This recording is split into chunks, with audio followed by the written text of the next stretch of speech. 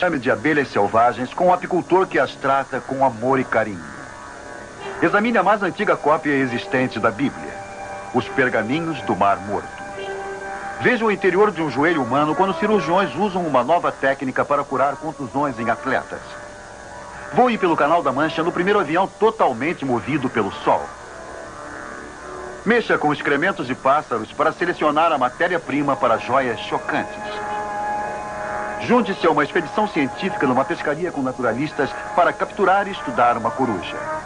Enxerte tecido vivo numa orelha humana como parte de um novo procedimento cirúrgico corretivo. Caminhe cuidadosamente numa praia que é uma incubadora e um lar temporário para tartarugas marinhas recém-nascidas. Testemunhe um teste científico torturante que estica um joelho humano até ele se desprender. O estranho, o bizarro, o inesperado. Esses são os assuntos que um homem chamado Robert Harry Ripley nos desafia em... Acredite se quiser. Este é um dos lugares mais desertos de Israel.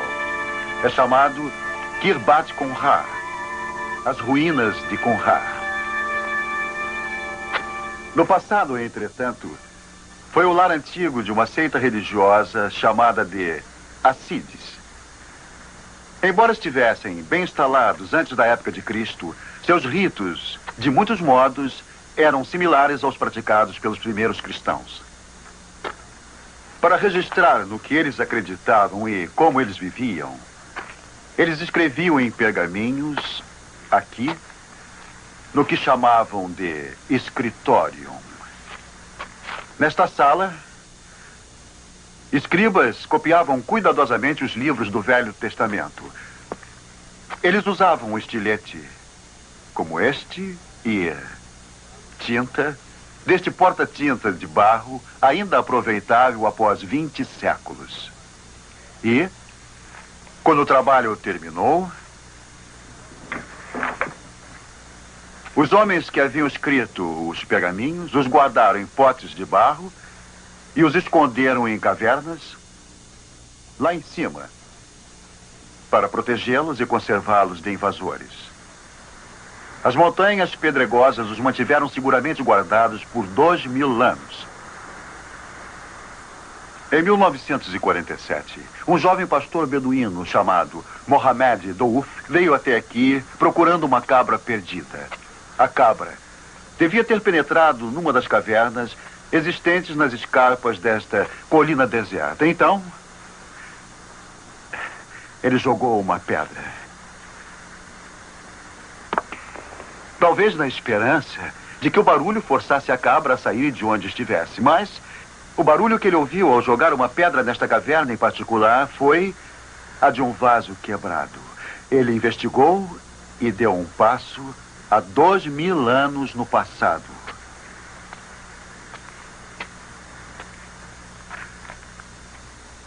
Os pergaminhos dos antigos Hassides. Eles ainda estavam dentro de potes de barros enormes como estes. Alguns dos pergaminhos eram feitos em couro fino. Estavam embrulhados em tecido, cheirando a podre. O rapaz não tinha ideia do que havia achado, nem do seu valor. Na verdade, não tem preço. Como resultado desta descoberta acidental, foi feita uma pesquisa organizada. Outros documentos foram encontrados em outras 10 cavernas. Finalmente, arqueólogos descobriram um manuscrito literalmente completo com 2000 anos do Velho Testamento. Os pergaminhos do Mar Morto. Em Jerusalém, os documentos históricos são protegidos aqui, sob a abóbada do Santuário do Livro. Eles podem ser vistos, mas protegidos por vidros especiais. As mãos que escreveram estas palavras em hebraico há muito tempo transformaram-se em pó, mas, milagrosamente, as palavras se conservaram. Esta é uma parte dos pergaminhos do Mar Morto. Para estudiosos, estes pergaminhos antigos são o maior manuscrito descoberto neste século.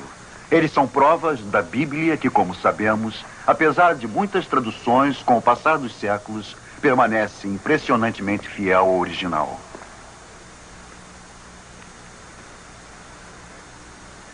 As palavras do Velho Testamento. Mais de 1000 anos mais velhas que qualquer outra cópia no mundo.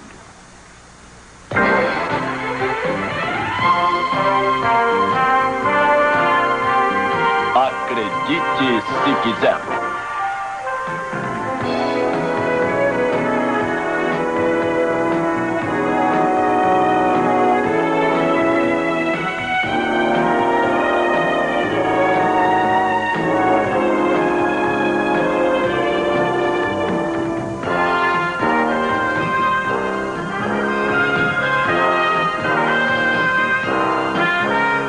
Distribuição Columbia Pictures Television. Versão brasileira Herbert Richards.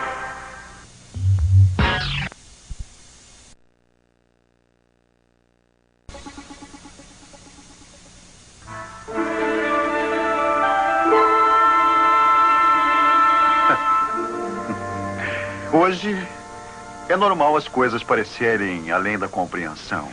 Sejam os cientistas contando as estrelas ou os economistas calculando uma dívida nacional. Os números que usam são enormes. Quase ninguém faz ideia do que é realmente 1 milhão ou até mesmo um mero ou simples milhão. Bem, numa tarde em 1968, a senhora Marva Drew, de Waterloo, Iowa, decidiu datilografar todos os números de 1 a 1 milhão.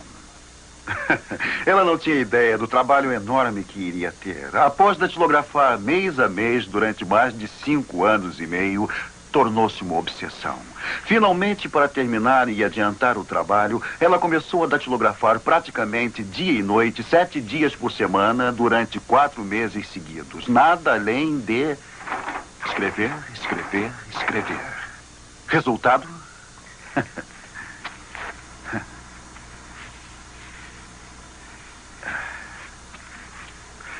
Começam com o número 1, bem aqui, na página 1, e terminam aqui, na página 2473. De 1 a 1 milhão. O fascínio pelo incomum pode às vezes ser canalizado para até objetivos muito úteis. O que se tornou um hobby para Thomas Chadwick concedeu-lhe a honra de ser oficialmente o responsável pela remoção de abelhas em Johnston, Rhode Island.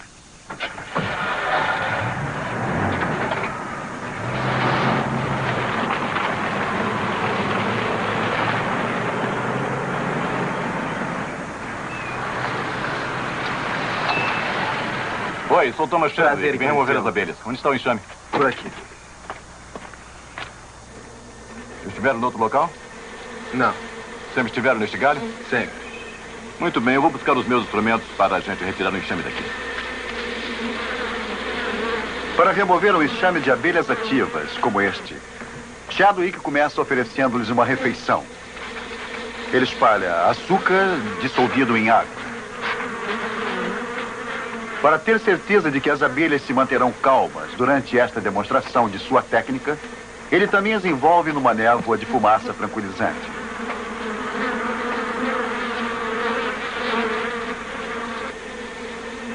Elas não são perigosas mexendo assim tão junto a elas? Não num enxame como este aqui. Eles não oferecem nenhum perigo. Veja, vou lhe mostrar.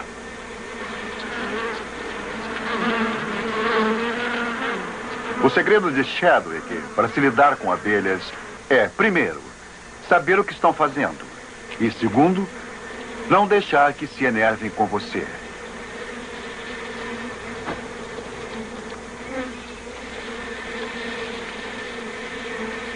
Chadwick aprendeu que, até as abelhas construírem um lar permanentemente para defenderem, elas se submetem a um tratamento relativamente severo.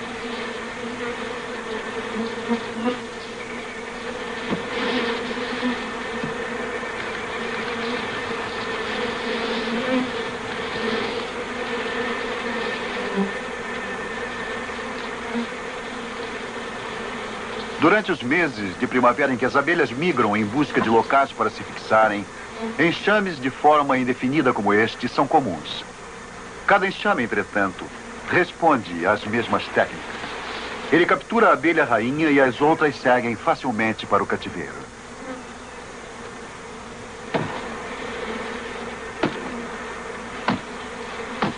Apesar do perigo evidente, Chadwick raramente é picado durante uma remoção. Para alguém sem a sua experiência, entretanto, pode ser muito arriscado. O conhecimento que Chadwick possui sobre as abelhas concedeu-lhe uma licença como criador de abelhas registrado. Ele ganha vida, entretanto, como mecânico de automóveis. Para ele, remover abelhas é um hobby. Como único pagamento por seus serviços, as abelhas ficam com ele.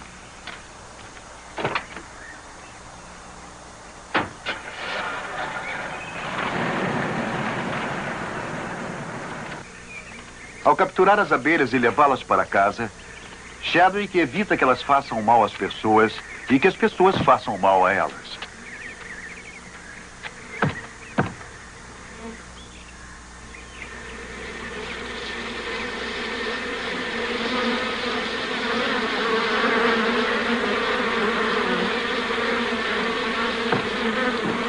No espaço de um ano, uma única colmeia pode produzir 2,5 kg de mel. A renda é cerca de $1,50 por quilo. Quase chega a cobrir os custos do que se gasta para alimentá-las e cuidar delas. Para Thomas Chadwick, é uma troca justa. Estas joias são o resultado de uma troca semelhante de serviços. Em vez de pedras preciosas, há um excremento de codorna. Um exemplar em miniatura cuidadosamente selecionado dentro de cada joia. Frank Hill, de Union, Carolina do Sul, é o autor de tal ideia. Foi inspirado no simples fator econômico de sua florescente criação de codornas. Gastava mais para alimentá-las do que ganhava com a sua venda. Como estão, amigos? Bob, Sarah, Mary. Vocês trabalharam bem hoje, não? Me deram alguns ovos e excrementos também. Belos excrementos. Todos trabalharam bem. Ainda não estão chocando os ovos. As pessoas que compram meus ovos para incubá-los não pagam mais que 10 cents por cada um. Como o preço dos ovos caiu muito, Frank Hill fixou sua atenção numa outra coisa mais abundante produzida pelas aves. Codornas são a melhor ave de caça comedora. É a rainha das aves de caça. Por isso decidi usar o excremento da rainha para fazer com ele minhas joias. Então deve-se usar excrementos firmes. Se eles ficarem muito grandes, eles darão uma joia no tamanho exato. Não se pode pôr um excremento de peru em qualquer lugar, sabe? Isso não ficaria bem. Você teria mais excremento do que joia. Não importa o que tenha para trabalhar. Apenas excrementos de codornas ainda pode ser um bom negócio se você souber como vai trabalhá-los. Como um comerciante, Frank Hill prova que tudo o que se precisa para se ter sucesso é imaginação e determinação.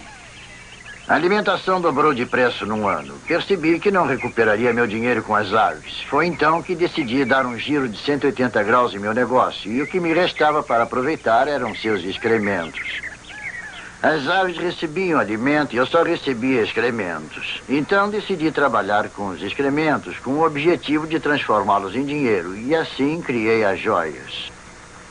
Elas abriram muitas portas para mim. Eu conheci muita gente boa, fiz bons amigos, não ganhei dinheiro, mas não se pode comparar os amigos que fiz com o dinheiro que deixei de ganhar.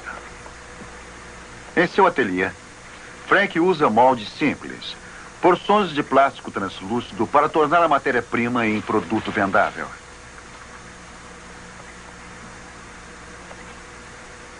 O equipamento torna-se um tanto difícil de se usar após 8 anos de serviços, mas ele ainda funciona. Após o plástico endurecer dentro dos moldes, os excrementos de codorna se tornarão lembranças brilhantes de uma ave nobre. Frank afirma que qualquer esportista se orgulharia de usá-los.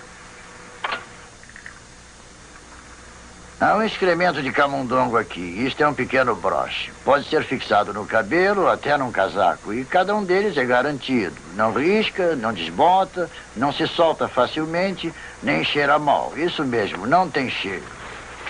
Isso é uma prova de que na América pode-se vender qualquer coisa se se souber como apresentá-la. Até excrementos de codornas.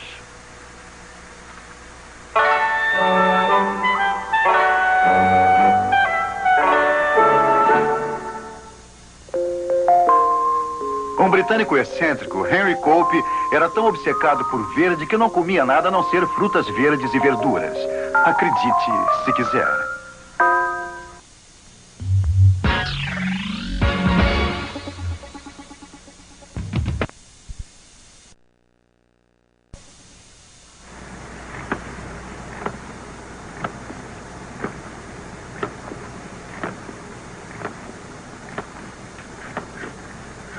Isto é chamado RCP, Ressurreição Cardiopulmonar.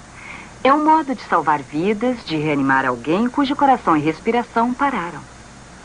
Ótimo. Está atuando no lugar certo. Mas da próxima vez, tente pressionar com mais delicadeza. Vamos lá, tente de novo. E aquele é meu instrutor.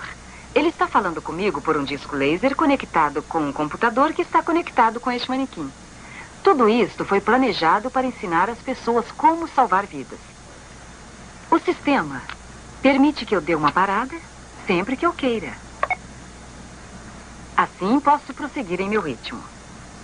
O manequim, uma moça chamada Ressuciene, foi feita para responder a qualquer movimento que eu faça.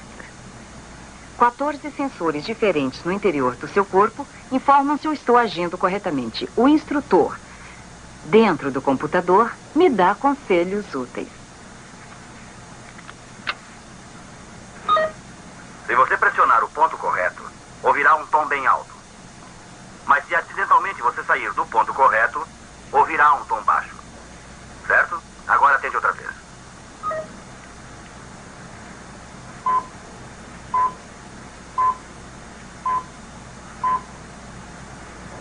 Ah, muito bom. Você acertou 5 vezes. Dos 500 mil de americanos que morrem a cada ano em situações de emergência cardíaca, quase 200 mil poderiam sobreviver se seus familiares soubessem como executar uma RCP. Aprendê-la, com ou sem a ajuda desta máquina, pode ser o melhor presente a ser dado a alguém que você ama. A própria vida. Como um exercício ou um esporte, correr pode fortalecer o coração e melhorar a circulação sanguínea. Também pressiona os joelhos o suficiente para causar sérios ferimentos a quase 15% dos corredores. A cada passo, os joelhos absorvem 3 vezes o peso do corpo. Para descobrir como os joelhos suportam tamanho esforço, um modelo artificial de um joelho foi construído na Universidade de Cincinnati. Pesquisadores recriaram músculos e outros tecidos macios. Os ossos, entretanto, eram humanos. A experiência foi planejada para calcular quanta pressão o joelho pode suportar. Incrivelmente, ele pode suportar quase 1 tonelada até atingir o ponto de ruptura.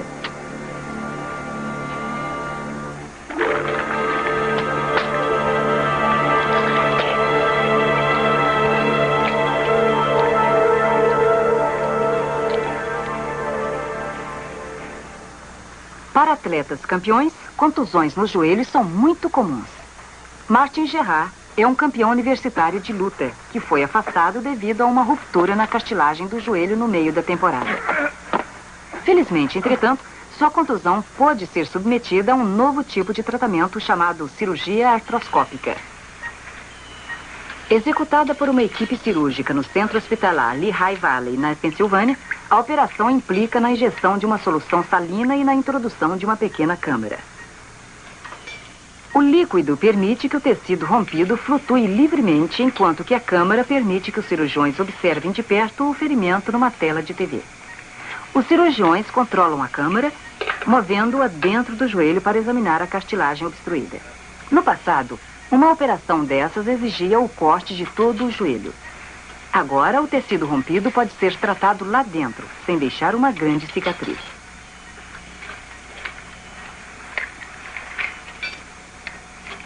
Devido à solução salina, o tecido rompido parece estar flutuando numa corrente tranquila.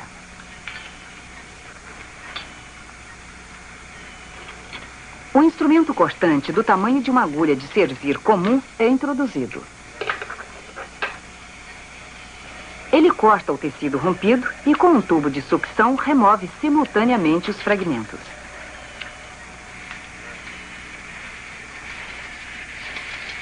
A superfície lisa acelerará o processo de cicatrização.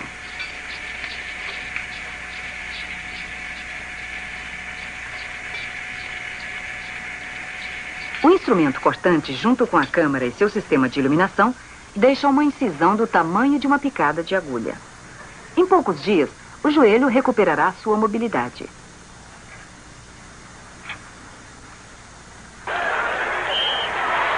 Para Martin Gerard, esta operação lhe permitiu retornar aos treinos em um mês. Ia participar de competições em pouco menos que 6 semanas. Ele se tornou campeão universitário da Pensilvânia.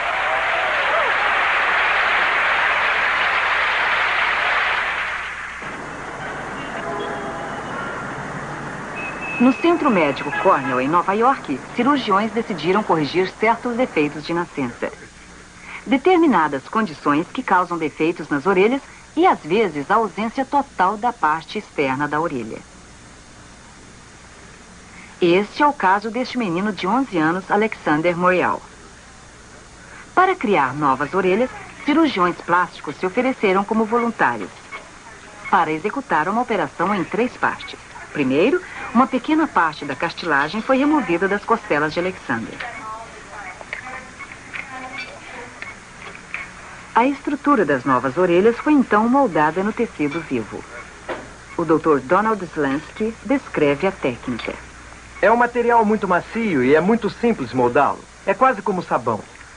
Assim podemos obter a forma que necessitamos.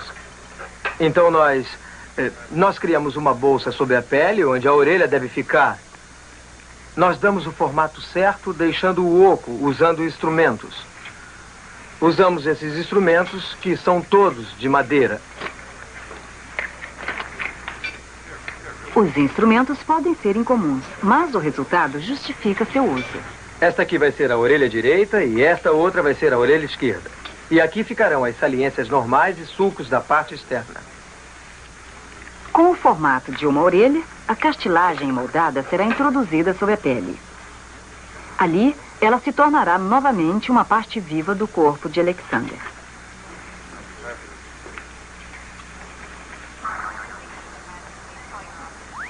Para a parte final da operação, Alexander deve aguardar por 6 semanas.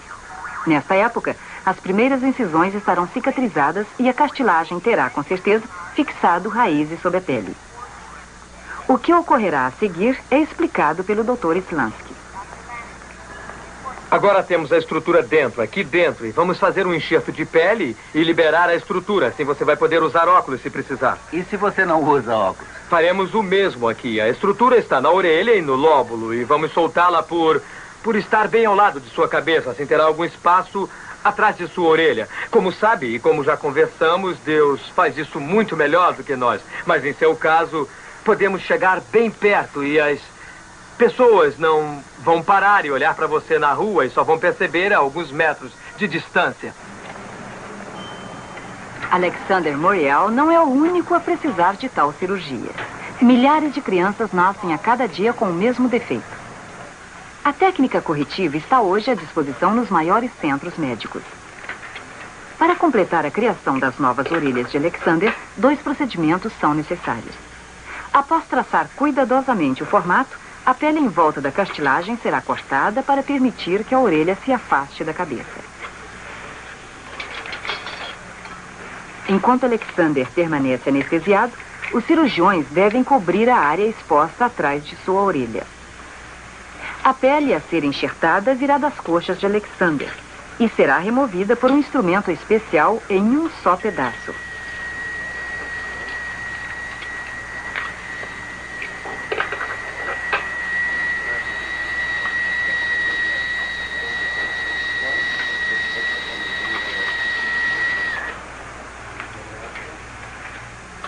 A pele enxertada completa o serviço.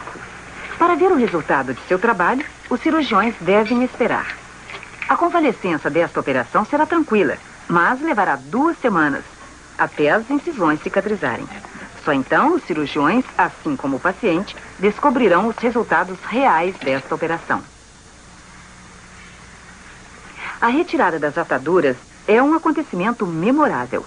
Para Alexander Muriel, a ocasião marca o início do que para muitos de nós é coisa comum. O simples prazer de ser normal. E minha mãe disse, vai dar certo, vai dar certo. E eu disse à minha mãe, mãe, isso não vai dar certo, não vai dar certo. E agora que eu passei por essas operações, agora que eu sei que deu certo, graças a Deus. Pelo trabalho dos cirurgiões, o sorriso de Alexander é o maior pagamento possível. Na Inglaterra, no século XVIII, caracóis eram cozidos com chá como remédio para congestões. Acredite, se quiser.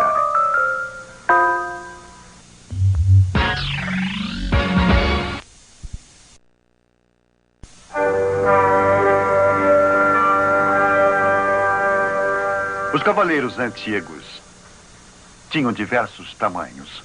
Às vezes, tinham o gigantesco tamanho jumbo. Esta é a única armadura do mundo feita para um elefante. Está exposta aqui na seção inglesa do Museu de Londres. É também, provavelmente, a mais antiga versão registrada de um tanque. Lá de cima, tem-se uma bela visão da batalha. Mas uma visão não é tão necessária quanto a vitória. E o fato desta armadura detalhadamente elaborada estar aqui em Londres, em vez de em Bengala, onde foi feita, é o testemunho de uma das mais antigas leis de guerra. Ao vitorioso pertencem os espólios. As placas da armadura pesam mais de 300 quilos. Uma carga bem leve para um elefante deste tamanho. Robert Lord Clyde da Índia trouxe a armadura aqui para a Inglaterra como um troféu. A batalha que ela comemora foi enfrentada e vencida por Lord Clyde em 1757 e consolidou o domínio inglês sobre a Índia. No calor da batalha, um elefante com armaduras deve ter sido uma incrível arma de guerra. Na maior parte das vezes, entretanto, as pessoas e os animais compartilham um relacionamento muito pacífico. Em Los Angeles, uma multidão se reúne a cada primavera em frente à antiga praça da igreja para um evento chamado A Bênção aos Animais. É celebrado em comunidades católicas em todo o mundo.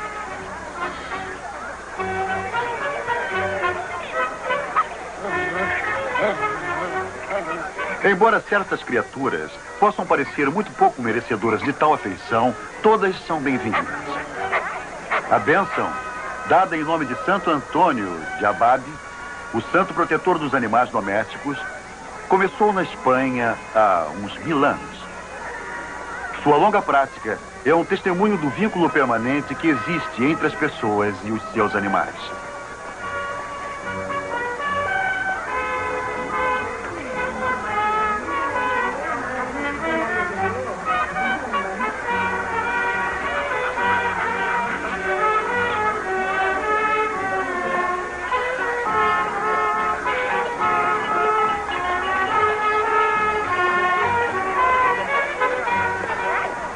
Uma carroça elaborada, construída para um único pássaro, é uma prova da afeição que alguém pode ter por seu animal. Eu adoro essa coisinha aqui. Ele não é meu, é do meu irmão. Mas eu sei que ele vai para o céu dos cachorros com todos os outros bons cachorrinhos que foram abençoados. E só de pensar que ele será sagrado. Na Malásia Oriental, a grande tartaruga de coraça flexível, a maior de todas as tartarugas, sai do mar rumo à costa nesta praia todos os anos. É um ato instintivo, nascido na necessidade de perpetuar a espécie.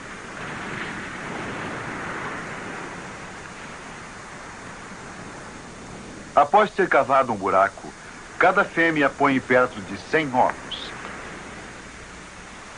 Infelizmente, algumas pessoas também vêm à praia. Este é um dos motivos pelos quais as tartarugas estão em perigo de extinção. Na Malásia, ovos crus de tartaruga são considerados uma rara especiaria. Para evitar esta predação humana, a Federação Mundial de Vida Animal e o governo da Malásia criaram uma área protegida para os ovos serem incubados.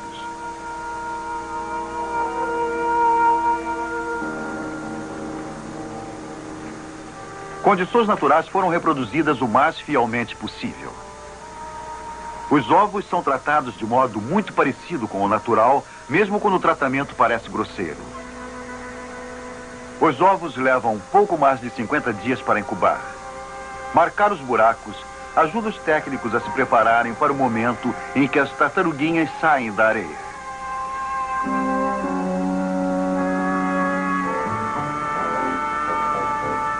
Imediatamente, com um apurado senso instintivo de direção, elas rumam para o oceano.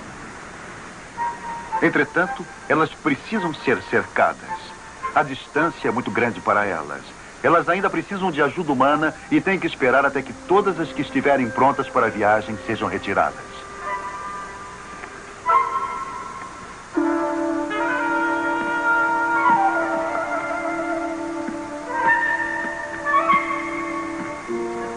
Os cientistas acreditam que deixar as tartarugas cruzarem a última parte da praia fixa o local em suas memórias para que retornem quando estiverem prontas para pôr os seus ovos.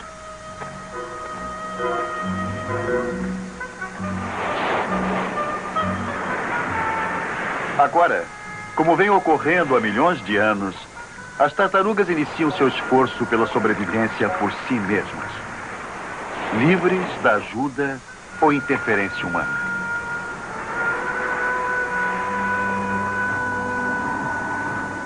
As florestas próximas a Winnipeg, Canadá, proporcionam abrigo e alimento para a grande coruja cinza.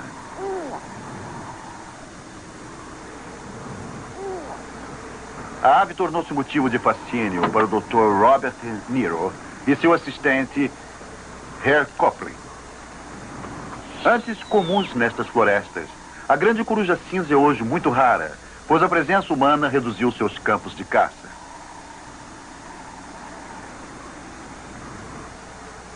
Estes homens, entretanto, vieram proteger as corujas. Nos 15 anos que passou estudando a coruja cinza, o Dr. Niro desenvolveu algumas técnicas surpreendentes. Pescar para as aves pode parecer extravagância. Entretanto, o Dr. Niro sabe que o movimento do camundongo de brinquedo na ponta da linha sempre provoca um instinto de caça poderoso o bastante para merecer cuidados.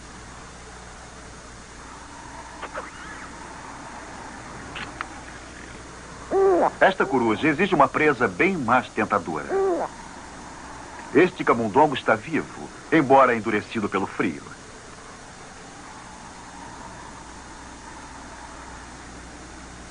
Ele precisa ser sacudido com movimentos e, ao primeiro sinal de vida, a coruja finalmente inicia seu ataque.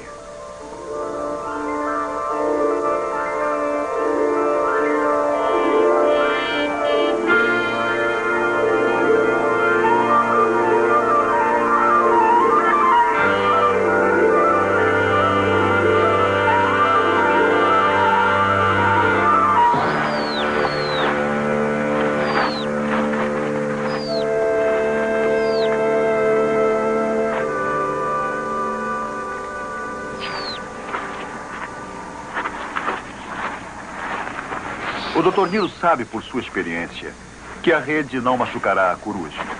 Ele começa imediatamente a acalmá-la, imitando os gestos que ele sabe que as corujas fazem ao saudarem umas às outras.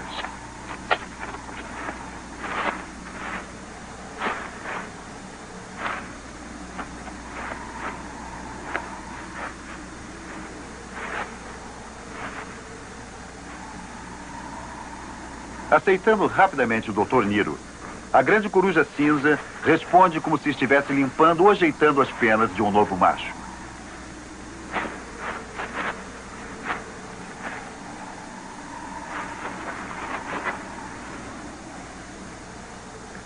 Medindo características específicas, o Dr. Niro pode examinar a saúde da coruja.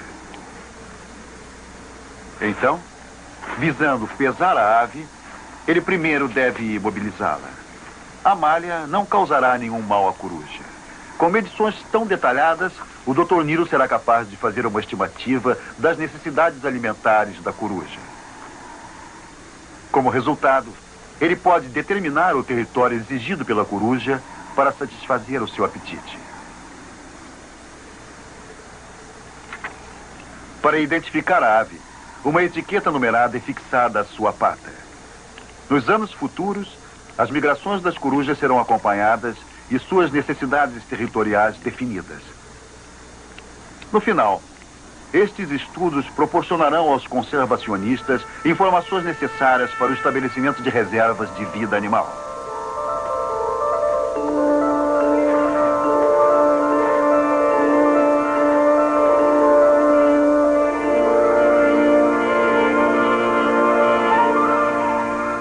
As etiquetas numeradas podem ser um tanto incômodas para a coruja, mas podem ajudar a assegurar a sobrevivência da espécie.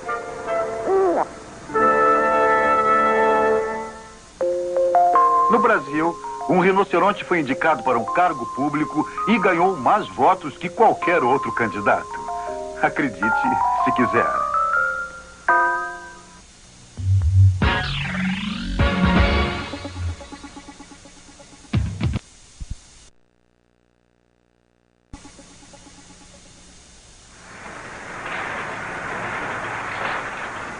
Aqui, no Museu de Ciência de Boston, existem exposições elaboradas como esta aqui. Elas demonstram princípios científicos abstratos de inércia, potencial cinético e transformação de energia. Mas precisa de algo parecido com essa bicicleta para trazer essas coisas para um plano mais pessoal. Não importa o quanto se pedale, não se chega a lugar nenhum. Está ligado a um gerador lá embaixo e, enquanto se pedala, o gerador transforma o esforço em eletricidade. É lento o bastante para fazer uma ou duas daquelas lâmpadas de 100 watts acender. Mas para acender 3 dá um pouco mais de trabalho. E para todos os 4 deve-se estar em muito boa forma. É claro, assim que se para de pedalar, a força para de fluir. Prova física de que para se iluminar o mundo precisa-se de 2 coisas. Um pouco de esforço e muita ingenuidade.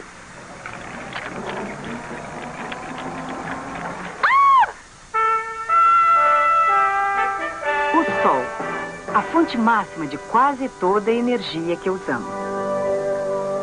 Para um cientista americano chamado Paul McCreary, o desafio é a construção de um avião movido diretamente pelo Sol.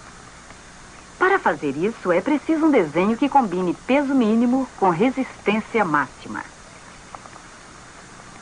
McCreary não depende do Sol para o primeiro teste de voo de seu avião, mas de uma pequena bateria.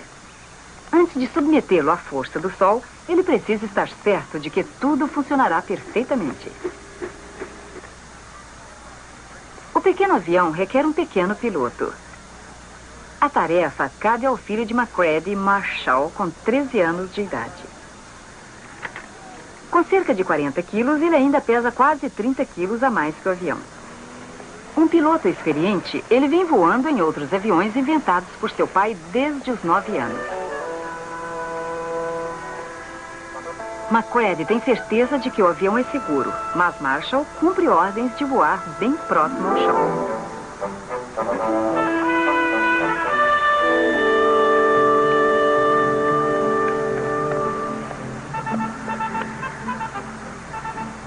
Porque o avião é muito leve, ele deve flutuar já a uns 9 km por hora.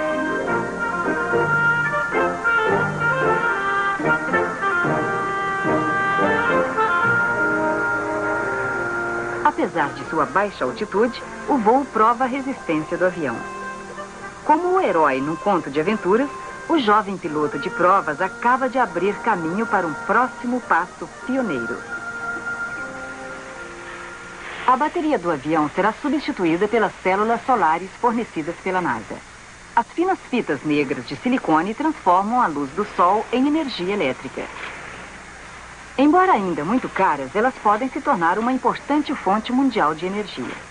McCready acredita que usando grande quantidade de células para acionar seu avião, ajudará a provar que a energia solar pode ter uso prático.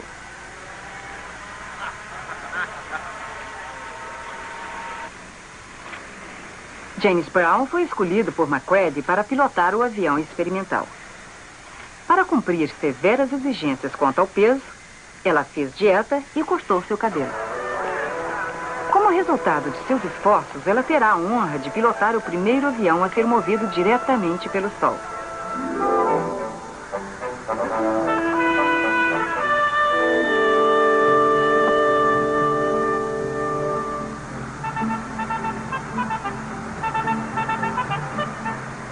Quando James Brown vira o painel para o Sol, as células recebem energia para acionar a hélice.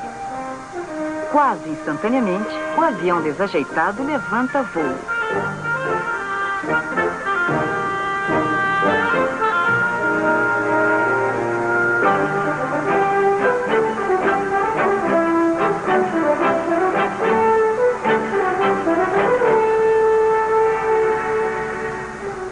O sucesso deste voo inspira o desenvolvimento de um avião muito maior, o Desafiador Solar. Se os cálculos estiverem corretos, o Desafiador voará mais rápido, mais alto e mais distante, com uma carga mais pesada. O projeto e construção das asas apresentou problemas especiais. Elas devem ser largas e chatas e fortes o bastante para suportar mais de 16.000 células solares. É um desenho único. Como plataforma para células, são perfeitas. Mas se elas serão ou não estáveis em voo, ainda tem que ser testado. Para descobrir se as asas podem resistir às vibrações do voo, um furgão torna-se um laboratório móvel. Uma vez em seu lugar, MacReady pode ver bem de perto como a asa responde a diversas velocidades. Fica em 25 por uns 5 segundos, depois sobe a 40.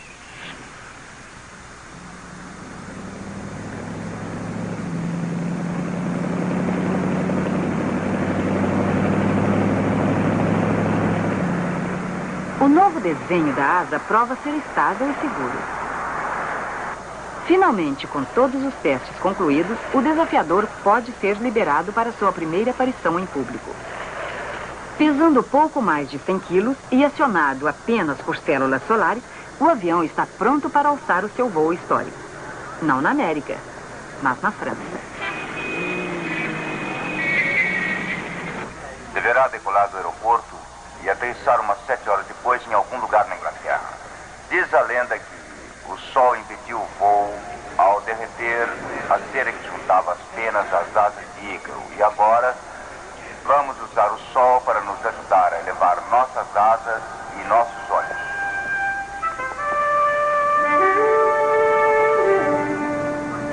O Desafiador será observado constantemente, tanto por um avião de passeio quanto por controles em terra. O piloto Steve Taychek, ao fazer o Desafiador cruzar o Canal da Mancha, enfrenta um risco calculado. Para completar a viagem de 110 quilômetros de Paris à Inglaterra, ele deve ganhar altitude imediatamente. Se as nuvens encobrirem o Sol, ele pode então voar para a segurança.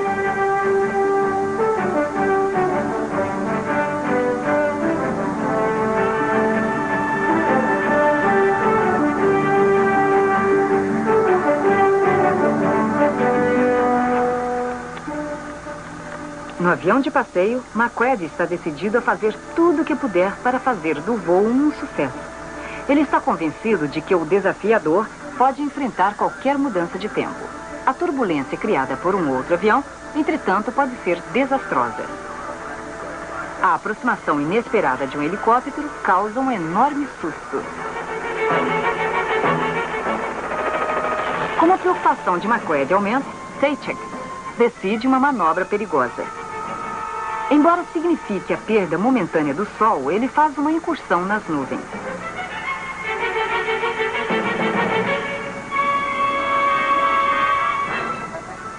Finalmente, após 5 horas e meia, o Desafiador Solar está sobre a Inglaterra. Contato, iniciar a busca 12627 R35.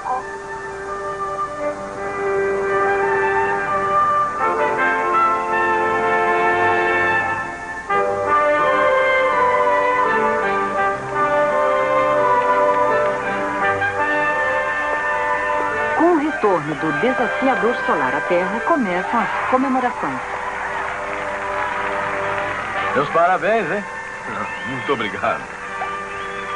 No passado, um avião movido pela luz do sol parecia pura fantasia. O voo do desafiador solar, entretanto, prova que não há limites para o que pode ser conquistado quando a tecnologia é combinada com a imaginação.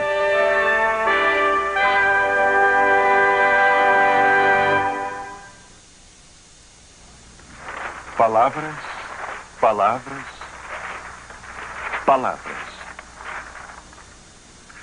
Para um escritor, elas são suas ferramentas de trabalho, mas todos eles as usam de um modo bem particular para criar sua própria maneira de dizer o que pensam. Dickens, Tolstói, Balzac. Cada um tinha o seu próprio estilo. Ernest Hemingway, por exemplo, escrevia em resumo frases curtas. Marcel Proust possuía um modo complexo, uma forma enrolada de se expressar. E James Joyce, o grande escritor irlandês, bem, ele costumava divagar um pouco. Os críticos geralmente concordam que seu romance clássico sobre a vida em Dublin, Ulisses, é uma obra-prima. Nenhum professor de inglês no mundo, entretanto, o teria aprovado numa prova final. Ele contém uma frase que contraria praticamente todas as regras de gramática que existem. Ele simplesmente inicia com as seguintes palavras.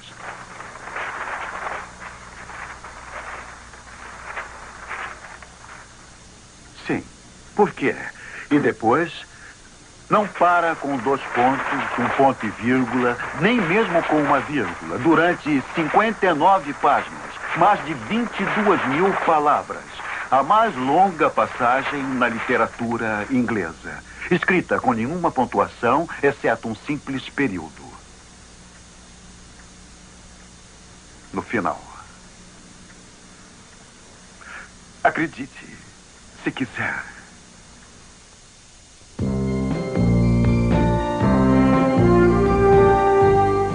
Canal 21 UHF, São Paulo.